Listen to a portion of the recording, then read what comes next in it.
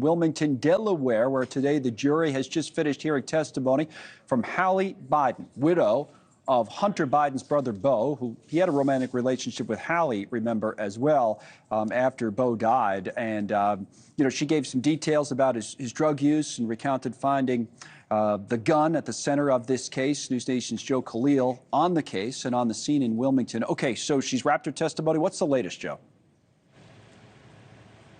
Someone inside the courtroom told our producer watching Hallie Biden up on the stand was like a Delawarean tragedy, because he says a lot of people from this state, probably including the jury, remember Hallie as Beau's wife, someone who was on poster boards and billboards everywhere, who many people thought might be Delaware's first lady at some point. Remember, Beau himself had a lot of high expectations. To see her now talking about her drug addiction, her love affair with Hunter Biden, saying that this is a period in her life she deeply regrets and is embarrassed by, certainly was striking. And she described this moment that she found Hunter's gun inside of his car. She was sweeping the car after not having seen him for days because she was worried and suspected there might be drugs. And in fact, she testified, remnants of crack cocaine in the car along with the gun.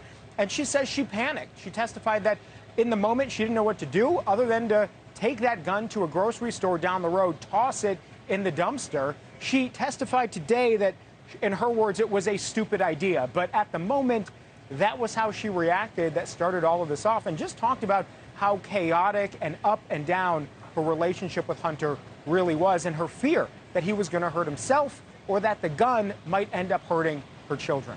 Right. A lot of that was on the direct examination, I would assume. But then when the cross started, when Hunter Biden's lawyers were questioning her, what was their angle? What were they trying to do?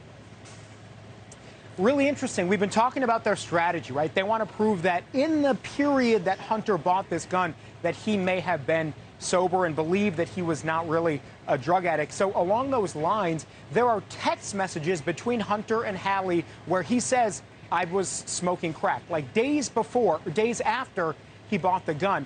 The attorneys are suggesting to Hallie maybe Hunter was lying about where he was because he may have been, in their suggestion, with other women. She testified she at times was concerned that he was with other women and asked him about that often. That was a part of the larger strategy. It was certainly interesting, to say the least. Connell. I'm sure it was. Sounds like it was. All right. Thanks so much for watching. Just go to joinnn.com to find News Nation on your television provider. And don't forget to click the red subscribe button below to get more of News Nation's fact-driven, unbiased coverage.